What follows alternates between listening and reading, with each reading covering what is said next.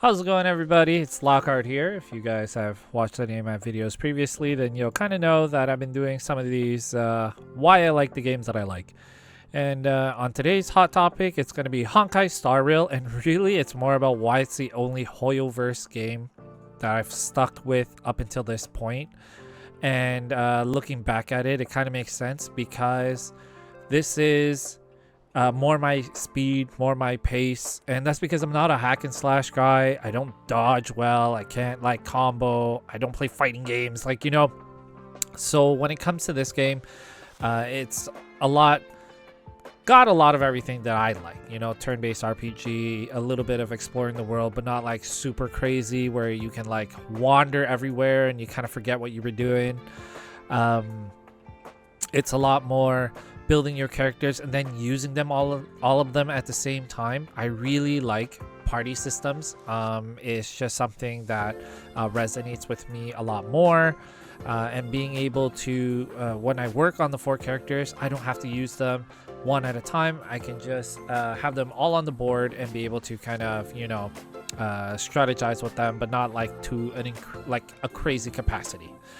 So I enjoy that a lot. This game's got a ton of really simple things that I just enjoy personally. So with that, let's kind of get into it. So I am level 60, Trailblazing and Equilibrium level 5 already. And so I've played the game to the most current. Chaos, Memory of Chaos, I haven't fully finished it, but that's because I haven't put the time. I'm not a super competitive guy, but we're going to go through the first aspect that I appreciate the most about this game, and it is going to be the characters and the art style for them. I think that it's incredibly polished.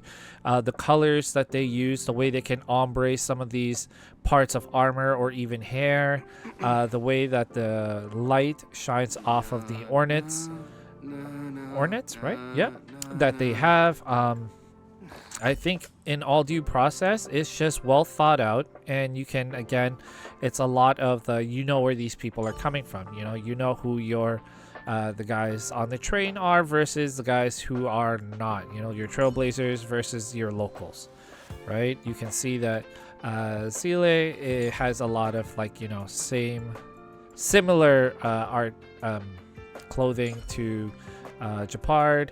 Yangqing looks very similar in how he's dressed to Bailu, right? You can kind of see that they're from the same worlds because you are exploring different worlds. Again, Natasha, the ruffles here look very similar to her, who looks similar to him. Although these two look like they're from the same place.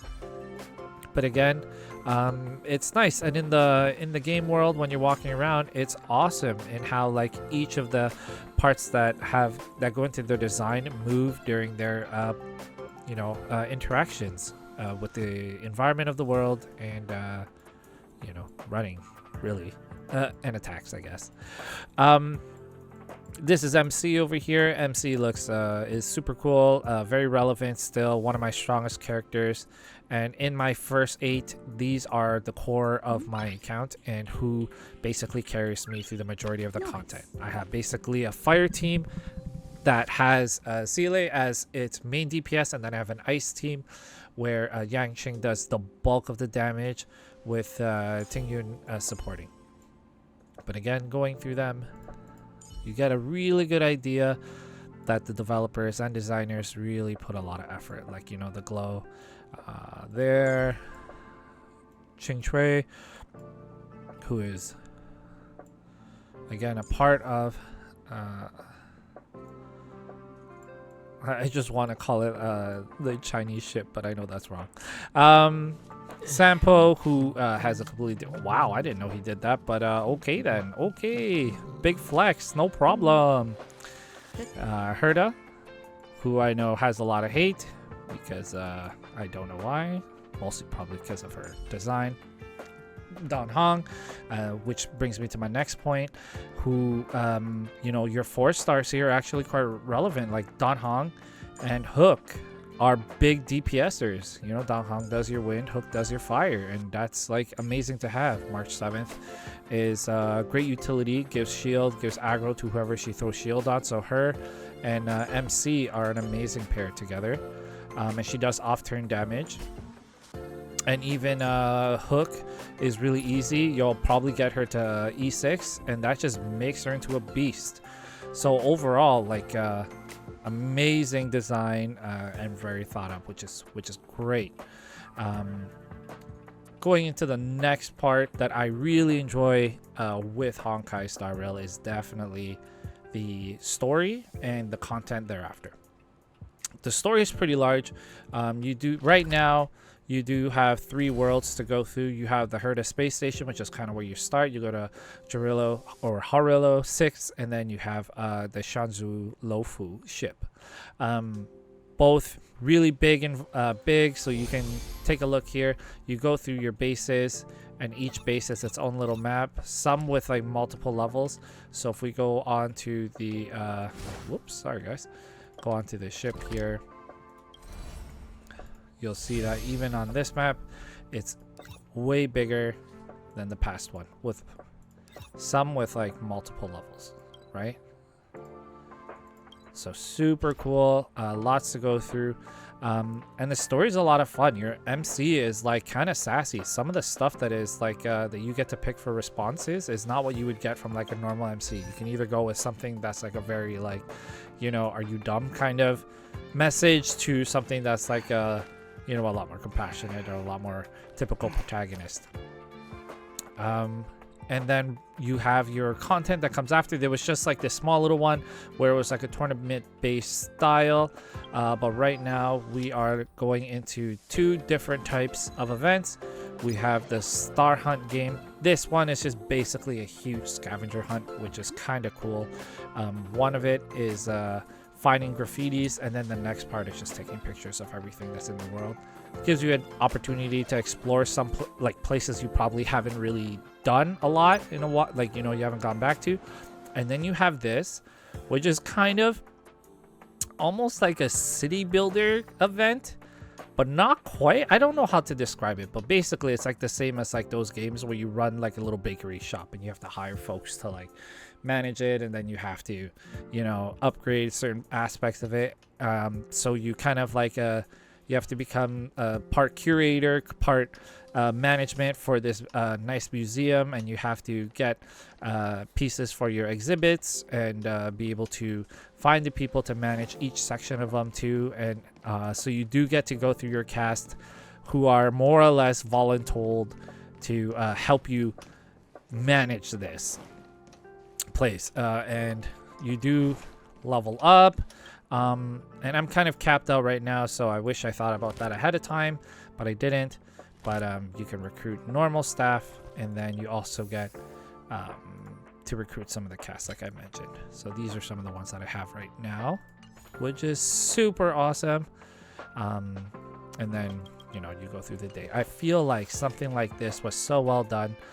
It could have been its own game, honestly, but it's a little side game within a game. And I'm sure the other aspects of this place will open up as you continue to go through it, and then it'll just be something that sits permanent in your universe, which is awesome. So then the last part is kind of going into what I mentioned previously, and that is the combat and having your party accessible as you go through the game. Like, so, you know, I have these 2 who are my 70s, and I have another one, and this is kind of like my main all-purpose team. Takes me through universes, takes me through whatever is needed, and I like that, you know, the pace of it is a lot easier. You know, you do have an auto function as well, but you're able to just like kind of play it at a slower pace. You know, if you have to turn off your phone because something came up, you don't have to worry about losing anything, really. Unless there's like a future co-op mode, and then in that case, like, you know, you're gonna get wrecked. And then beyond that too is like going to be like the ultimates. The ultimates are awesome to see. They're really well done, and again, you can really see that there was a lot of effort and a lot of work put into this game. Like between Honkai Impact and Genshin, there's definitely a bit of a gap, especially with like the English voice acting. Though basically, like, you know, being able to explore the world, creating huge like towns for you to go through, big quests, stuff like that. And then between that and this, I feel like it's a really nice blend of both. You still get to explore, but it's a little bit more controlled. And then even though you still gotta go through like your battles and whatnot, there's still like a lot of very nice cinematics that you can watch. Among the sea of like, honestly, it's just illusions of the past. again just such a great game, and I think it's worth anybody's time just to pick up, because it's very fast to get through your dailies, and you can basically just do it all in a day and then just pop on and just use up your, I keep thinking resin, and that's not what I'm thinking about, but yeah.